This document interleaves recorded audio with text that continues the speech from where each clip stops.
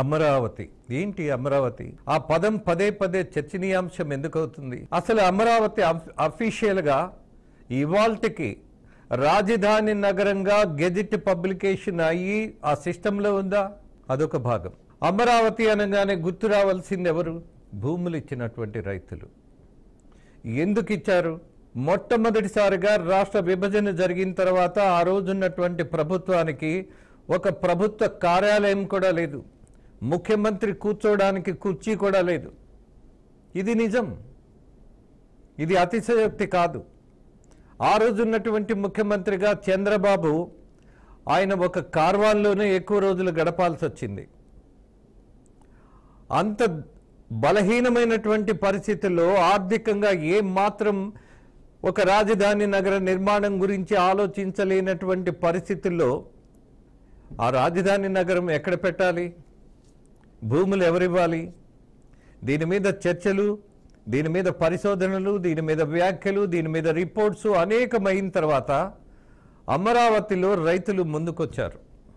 ఎందుకని? అసెంబ్లీలో ప్రతిపక్షం పాలకపక్షం రెండూ కలిపి ఏకగ్రీవ నిర్ణయం తీసుకుంది. అమరావతిలో దరిదాపు 40,000 ఎకరాలు ఉంటే గాని కుదరదు అని నిర్ణయం తీసుకున్నారు. ఆ నిర్ణయం అమలుపరచడానికి సహకరించింది ఎవరు? అమరావతి రైతులు. అమరావతి రైతులు అనగానే చాలామంది అక్కడ ఉన్నటువంటి బీసీ, ఎస్సీ, ఎస్టీ, మైనారిటీలు ఎక్కువ మంది ఉన్నారు. వాళ్ళందరూ కూడా ఎస్ మనం నిలబడదాం, అమరావతి నగర నిర్మాణం జరిగితే మనకి న్యాయం కూడా జరుగుతుంది, రాష్ట్రం అభివృద్ధి చెందుతుంది అన్నటువంటి ఒక ఆశతో భూములు ఇచ్చారు. ఇచ్చిన వాళ్లకు దక్కిందేంటి? ఇచ్చిన కొత్తల్లో వాళ్ళను ప్రోత్సహించటంలో, మరింత భూసేకరణలో ఏ రకమైనటువంటి ఇబ్బందులు లేకుండా కొంతమంది రైతులను డయాస్ మీదకు పిలిచి శాలువాలు కప్పారు, దండలేశారు, మీ అంత త్యాగమూర్తులు లేరన్నారు. ఆ అన్నవాళ్లలో నారాయణ అనేటటువంటి ఆయనకి నారాయణ కాలేజెస్కి అధిపతి, అలాగే తెలుగుదేశం నాయకులకి అత్యంత సన్నిహితుడు. ఆయన రాజకీయాల్లోకి వచ్చాడు. ఆయన రాజకీయాల్లోకి రాగానే జరిగిందేంటి? మంత్రి అయ్యాడు. మంత్రి అయిన తర్వాత ఇచ్చిన బాధ్యత ఏంటి? ఎస్, మొట్టమొదటిసారిగా అమరావతి నగర నిర్మాణానికి భూసేకరణకు నిర్ణయం తీసుకున్న తర్వాత ఈ బాధ్యతలన్నీ నారాయణ అన్నటువంటి మంత్రికి అప్పచెప్పారు. ఈయన గ్రామానికి తిరిగాడు. అధికారులను అందరినీ పెట్టుకొని అందరి ఇళ్లకెళ్ళి ఒక నమ్మకాన్ని పెంచాడు. చంద్రబాబు లాంటి విజనరీ ఉండగా అమరావతి నగర నిర్మాణం ఎలా ఉంటుంది అని అంటే, హైదరాబాద్లో హైటెక్ సిటీ కంటే కూడా, హైదరాబాద్ నగరం కంటే కూడా ఈ దేశంలోనే అత్యంత ప్రతిభావంతమైనటువంటిది, అలాగే ప్రశంసించేటటువంటి గుర్తింపు తెచ్చుకోటటువంటి నగరాన్ని, అమరావతిని నిర్మిస్తాడు చంద్రబాబు గారు, మీ అందరికీ తెలుసు కదా అని ప్రచారం చేసినటువంటి మంత్రి ఆయన. మంచిదే, నమ్మారు జనం. ఒక పక్క విపక్ష నాయకుడు జగన్మోహన్ రెడ్డి చెప్పాడు, అలాగే పాలకపక్షానికి సంబంధించిన ముఖ్యమంత్రి చెప్పాడు. ముఖ్యమంత్రి మీద ఉన్నటువంటి ఒక నమ్మకం ఏంటి? అభివృద్ధి చేస్తాడు ఈయన అని. ఆ నమ్మకంతో భూములు ఇచ్చేశారు. ఆ నమ్మకంతో వాళ్ళ జీవన విధానమే వదిలేసి పక్కన పెట్టేసి ఎప్పుడు రైతుగా బతికేవాడు ఎలా మారాడు? ఎస్, త్యాగమూర్తి అన్నాడు. త్యాగమూర్తి బతికేమైంది? రోడ్డు మీదకి వచ్చింది. త్యాగమూర్తి ఏం చేశాడు? రోజు కన్నీళ్లతో ఏం జరగబోతోంది అన్నటువంటి ఆందోళనకు గురయ్యాడు. ఈ త్యాగమూర్తులే, మహిళా రైతులే, వాళ్ళందరూ ఏం జరగబోతోంది అని సంవత్సరాల కొద్దీ కన్నీళ్లతో, అయోమయంతో, చీకటిలో ఎంత సంక్షోభంలో బతికారో బహుశా మనిషి అనేవాడు అర్థం చేసుకుంటే అర్థమవుతుంది. కానీ పాలకుల నిర్లక్ష్యానికి ఏమైంది? అది జరగల, అది పూర్తి కాల, జస్ట్ ప్రారంభమైంది. ఎలా ప్రారంభమైంది? ప్రధానమంత్రి వచ్చి అక్కడ ప్రతిష్టాత్మకమైనటువంటి రాజధాని నగర నిర్మాణానికి పునాది వేశాడు. ఆ తర్వాత మరో ప్రభుత్వం వచ్చింది. ఇది అమరావతి కాదు, కమరావతి అన్నారు. ఇది ఇక్కడ నగర నిర్మాణానికి తగినటువంటి భూమి కాదు అన్నారు. ఇది ముప్పు ప్రాంతం అన్నారు, ఇది శ్మశానం అన్నారు, ఇది కమరావతి అన్నారు. ఒక కులానికి అంటగట్టారు. కుళ్ళు రాజకీయంతో పూర్తిగా అమరావతి నగర నిర్మాణమేమో కానీ రైతుల బతుకు మాత్రం భ్రష్టు పట్టినటువంటి పరిస్థితి. వాళ్ళు మళ్ళీ ఉద్యమం చేయాల్సిన పరిస్థితి అవసరమా? భూములు ఇచ్చినటువంటి రైతులు రోడ్డు మీదకి వచ్చి నడుం బిగించి పోరాడాలా? వేరే దానికోసం అడగలేదే. మేమిచ్చిన భూమికి మేం చేసినటువంటి దాన్ని త్యాగం కూడా మేము చెప్పుకోం. కానీ ఒక బాధ్యతగా మేము ముందుకు వచ్చినప్పుడు మాకు దక్కింది ఏంటి అని ప్రశ్నిస్తే సమాధానం చెప్పినటువంటి పరిస్థితి గత ప్రభుత్వంలో లేదు. వీళ్ళే నిలబడ్డారు. వీళ్ళే రాష్ట్రం మొత్తం ఇదే రైతులు మహిళలతోటి సహా పసిపిల్లలతోటి సహా పాదయాత్రలు చేశారు. ఆ పాదయాత్రలో కూడా వీళ్ళని ఉక్కు పాదంతో తొక్కాలని ప్రయత్నించినా సరే ఆంధ్రప్రదేశ్లో ఒక ధైర్యాన్ని నింపినటువంటి వాళ్ళు ఎవరు అని అంటే అమరావతి మహిళలు, అమ్మలు, మన చెల్లెళ్ళు. వీళ్ళు ఒక ధైర్యాన్ని నింపారు, తిరగబడ్డారు. రాష్ట్ర చరిత్రను మార్చడానికి ప్రధానమైనటువంటి కేంద్ర బిందువు అయ్యారు. ఇవాళ కూటమి ప్రభుత్వం అధికారంలోకి రావటానికి వాళ్లే కారకులయ్యారు, వాళ్లే ప్రేరణ అయ్యారు. వీళ్లను చూసి రాష్ట్రం మొత్తం సిగ్గు తెచ్చుకోవాల్సిన పరిస్థితి వచ్చింది. మహిళలే రోడ్డు మీదకి వచ్చి పోరాడుతుంటే ఒక నియంత మనల్ని క్రూరంగా తొక్కేస్తుంటే అన్నటువంటి భావన జనంలో పెరిగింది. గత ముఖ్యమంత్రి గురించి ఇప్పుడు నేను మాట్లాడాల్సిన అవసరం లేదు. కానీ ఇవాళ ఉన్నటువంటి కూటమి ప్రభుత్వం ఒక నమ్మకం పెంచింది, ఒక బాధ్యతను తీసుకున్నది. కానీ ఆ బాధ్యతను పూర్తి చేయగలిగిందా? ఇవాళ కూటమి ప్రభుత్వం వచ్చి సంవత్సరంన్నర దాటుతున్నటువంటి పరిస్థితుల్లో మన రైతుల పరిస్థితి ఏంటి? ఫస్ట్ ప్రయారిటీ, ఫస్ట్ సిగ్నేచర్ ఏ ఫైల్ మీద చేయాలి? ఈ రైతులకు మనం ఏవైతే డెవలప్డ్ ప్లాట్స్ ఇస్తానో మనం దాని మీద చేయాలి, దాని మీద ఫోకస్ చేయాలి. అలాగే అక్కడ ఉన్నటువంటి అనేక సమస్యలు ఉన్నాయి. అమరావతి నగర నిర్మాణానికి భూములు ఇచ్చినటువంటి రైతులు, అక్కడ బతుకుతున్న వాళ్ళు, అలాగే బతుకున్న బజారు మీదకి ఒక నమ్మకంతో తెచ్చుకున్నటువంటి అభాగ్యుల గురించి ఆలోచించాలి. అది జరుగుతుందా? ఇవాళ ముఖ్యమంత్రికి తీరిక లేదు, ఉపన్యాసాలు ఇచ్చినటువంటి డిప్యూటీ సీఎంకి అసలు తీరిక లేదు, అలాగే పక్కనే ఉన్నటువంటి ప్రజాప్రతినిధులకు అస్సలు అవకాశం లేదు. మరి ఏం చేయను? వీళ్ళు భూమి ఇచ్చి రోడ్డు మీదకి వచ్చారు, చక్కగా పంటలు పండించుకునేవాళ్ళు. కానీ వాళ్ళ బతుకి వాళ్ళ ఎడారైపోయింది. భూమి లేదు, భవిష్యత్తు లేదు, అయోమయం, ఆందోళన. అడుక్కు తినే వాళ్ళలాగా సిఆర్డీఏ ఆఫీసు చుట్టూ ఈ రైతులు తిరగాల? వీళ్ళ భూములు కావాల్సి వచ్చినప్పుడు సిఆర్డీఏ అధికారులతో పాటు మంత్రి నారాయణ ఎప్పటికప్పుడు ఆ ఊళ్ళకెళ్ళి వాళ్లతో కూర్చొని వాళ్లతో సమావేశాలు పెట్టుకున్నటువంటి ఈ మంత్రి ఇవాళ ఈ ప్రాంతానికి వచ్చి సమావేశాలు ఎందుకు నిర్వహించరు? సంవత్సరంన్నర కాలం దాటిన తర్వాత కూడా దిక్కుమాలిన బ్రతుకులు అమరావతి రైతులు ఇలా బాధతోనే, ఇలా కన్నీళ్లతోనే, ఇలా అయోమయంలోనే ఇంకా బతకాలా? మనము నాగరిక సమాజంలో ఉన్నామా లేదా అని అంటే లేదు అన్నది ఇవాళ కనిపిస్తున్నటువంటి పాలన.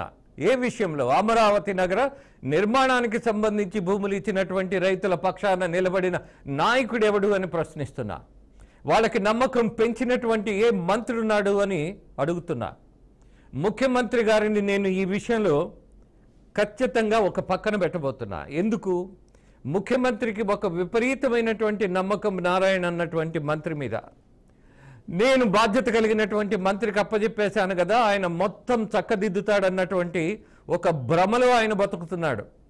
కానీ నారాయణ ఒకే ఒక విషయం చాలా స్పష్టంగా, ఆ నారాయణ ఎవరు అన్నది నాకు అనవసరం. అతను మంత్రిగా ఉన్నప్పుడు ఒక విమర్శకు సమాధానం చెప్పాలి. మొట్టమొదటిగా భూసేకరణ, అమరావతి భూసేకరణకు ఈయనే ముందుండి అన్నీ నడిపించి బాబు గారు ఇలా చెప్పారు, అలా చేస్తారు అని చెప్పినటువంటి ఈ నాయకుడు, ఈ మంత్రి ఓడిపోయిన తర్వాత 5 సంవత్సరాలు మళ్ళీ కనపడలా, అస్సలు కనపడలా, ఎవరిని పలకరించలా. అంటే మీకు మంత్రి పదవి ఉంటే వస్తే భూములు కావాలంటే ప్రతి ఇంటికి వెళ్ళి తలుపు తడతారు. మరి తీరా పదవి పోయిన తర్వాత, ప్రభుత్వం పోయిన తర్వాత 5 ఏళ్లలో ఎప్పుడు అమరావతి ఉద్యమంలో పాల్గొనలా, ఉద్యమకారులకు మద్దతు ఇవ్వలా, కనీసం తను కల్పించినటువంటి భ్రమో నమ్మకమో దాని మీద నిలబడలా. ఇవాళ ప్రభుత్వం పోయినా సరే మళ్ళీ మన ప్రభుత్వం వస్తుంది, ఖచ్చితంగా మేము ఇచ్చిన మాట నిలబెడతాము అనేటటువంటి ప్రయత్నం కూడా చేయలా. ఇవాళ వైసీపీ వాళ్ళు అంటున్నారు ఎస్ రేపు రాబోయేది మా ప్రభుత్వమే అని. అది వస్తుందా రాదా అన్నది తర్వాత సంగతి. బట్ నమ్మకం కలిగించినటువంటి నారాయణ ఏం చేశాడు అంటే దగా చేశాడు. ఏం చేశాడు అంటే మోసం చేశాడు. ఏం చేశాడు అనంటే ఇప్పటికీ తప్పుకొని తిరుగుతున్నటువంటి స్వభావంతో విదేశీ పర్యటనలు, అలాగే విపరీతమైనటువంటి ఇంపార్టెన్స్ ఆయనకి. For what? ఈ రైతుల బతుకుని నిండా ముంచేసినందుక నారాయణకి ఇంపార్టెన్స్. ఇవాళ అమరావతి నగర నిర్మాణంలో ఇంకా పరిష్కరించినటువంటి సమస్యలకు సమాధానం చెప్పలేనటువంటి పరిస్థితిలో ఉండేవాడు మంత్రి. ఆయన చుట్టూ ఉన్నటువంటి పాత ప్రభుత్వానికి సంబంధించి జీ హుజూర్ అని బానిసల్లాగా వ్యవహరించినటువంటి అధికారులు ఇవాళ ఈ అమరావతి నగర నిర్మాణంలో ప్రధాన పాత్రలా. ఆలోచించాలి కదా. ఇవాళ మన మహిళలు ఎందుకు కన్నీళ్లు పెట్టాలి? ఇవాళ మళ్ళీ మన మహిళలు నడుం బిగించి ఉద్యమానికి ఎందుకు సిద్ధం కావాలి? Because of one person that is mister Narayana and CRDA commissioner. అలాగే ఈ అవకాశాలలో అత్యంత సన్నిహితుడిగా ఈ మంత్రికి ఉన్నటువంటి వాడో లేదా ఈ మంత్రికి సన్నిహితులుగా ఉన్నటువంటి వాళ్ళు రికమెండ్ చేస్తే మెట్రో రైలు ప్రాజెక్టు ఎండి ఎవరు అని ప్రశ్నిస్తున్నా ఈ ప్రభుత్వాన్ని. గత ప్రభుత్వానికి చేతులు కట్టుకొని సేవలు చేసినటువంటి ఒక బానిస స్వభావం కలిగిన ఒక పెద్ద ఆయన. నిజంగా ఈ మాట అనాలి అని అంటే నాకే బాధేస్తుంది, ఆయన వయసును చూసి, ఆయన అనుభవాన్ని చూసి. కానీ ఇక్కడ విచిత్రమైనటువంటి పరిస్థితి ఏంటంటే ఈ మెట్రో రైలు ఎండీగా ఉన్నటువంటి రెడ్డి గారు ఎవరైతే ఉన్నారో ఆయన కొడుకు పిఆర్ఓ ఇంకా వ్యాపారం చేస్తున్నారు, ఇంకా హోటల్స్లో సమావేశాలు. మీకు ఈ కాంట్రాక్ట్, మీకు ఈ ప్రయారిటీ, మీకు రాబోయే ప్రాజెక్టులు, మీకు ఇది మాకిది. What is this nonsense? ఈ భూములు ఎవరై? రైతులే. జరిగిన అన్యాయం ఎవరికి? రైతులకి. సమాధానం చెప్పవలసింది ఎవరు? అధికారులు. అధికారులతో పాటు మంత్రి. Just we are demanding mister Narayana, మీరు నిలబడాలి. ఇక్కడున్నటువంటి సమస్యలన్నీ పరిష్కరింపబడాలి. మళ్ళీ రైతుల కన్నీళ్లలో కనీసం ఒక్క చుక్క కన్నీటి బొట్టు కనపడినా మీరు కొట్టుకుపోతారు నారాయణ గారు. ఇది తప్పు. మీరు చేస్తున్నది నిర్లక్ష్యం. మీరు చేస్తున్నది పరమ అసహ్యమైనటువంటి రాజకీయం. ఎంతసేపు మీరేదో విదేశీ పర్యటనలో నాకు బాధ్యత ఇచ్చారు. No, not at all. Amaravati నగర నిర్మాణానికి భూసేకరణలో నమ్మించినటువంటి మంత్రి గారు మీరు ఇవాళ నిలబడాలి. మీరు ఇవాళ సమస్యలు పరిష్కరించాలి. 100% మీకు కొంత సమయం ఇస్తున్నాం. రైతుల పక్షాన నేనే చెప్తున్నా. బికాజ్ ఆ రైతులతో ఉండి కనపడి వాళ్ళ కన్నీళ్లు చూసినటువంటి పరిస్థితుల్లో భర్తలను కోల్పోయారు, పిల్లలను చదివించుకోలేకపోయారు, గౌరవంగా బతికినటువంటి కుటుంబాలు ఇవాళ తల దించుకొని బతకాల్సి వస్తుంది. కనీసం ఆదాయం లేదు, చేయడానికి పనులు లేవు, ఏం చేయాలో తెలీదు. వాళ్ళకి వ్యవసాయం ఒక్కటే తెలుసు. అన్నదాతలుగా బతికినటువంటి వాళ్ళు ఇవాళ అడుక్కు తినే దశలో చిన్న చిన్న కుటుంబాల వాళ్ళు దరిదాపు 200 మందికి పైగా చనిపోయారు. నారాయణ గారు, వర్తమాన రాజకీయం మీద, వర్తమాన సామాజిక సమస్యల మీద ఏమైనా దృష్టి పెడుతున్నారా? You just come on, I can show what is going on. ఎన్ని కుటుంబాలలో ఒత్తిడితో చనిపోయినటువంటి వాళ్ళు గమనించాలి, బాధ్యత తీసుకోవాలి. ఇవాళ రైతులు మళ్ళీ ఈ ప్రభుత్వం మీద తిరగబడితే మళ్ళీ కనపడరు. కానీ ప్రమాదం ఏంటి? మళ్ళీ రాజకీయాల్లోకి ఎవరు రాకూడదో వాళ్ళు వచ్చే ప్రమాదం ఉంది. దాన్ని మీరు గ్రహించాలి. బట్ మీకంటే మంచాళ్ళు వాళ్ళే అవుతారేమో అన్నటువంటి ఆశ కూడా ఇవాళ పెరుగుతుంది. మిమ్మల్ని నమ్మారు, ఇంతమందిని గెలిపించారు, మరి మీరు రావాలి కదా, మీరు నిలబడాలి కదా. ఎప్పటిలోగా నిలబడతారో, ఎప్పటిలోగా ప్రెస్ మీట్ పెడతారో, ఎప్పటిలోగా సమస్యలు పరిష్కరిస్తారో ప్రకటించండి, నమ్మకం పెంచండి. లేదా సమాధానం మరోలా ఉంటుంది. కోర్స్ రైతులు సైలెంట్గా ఉన్నారని మీరు అనుకుంటున్నారేమో, మీకైతే చాలా వైలెంట్ రియాక్షన్స్ ఉంటాయి. Be prepare for that mister Narayana. నమస్తే, మీ రాజేంద్ర.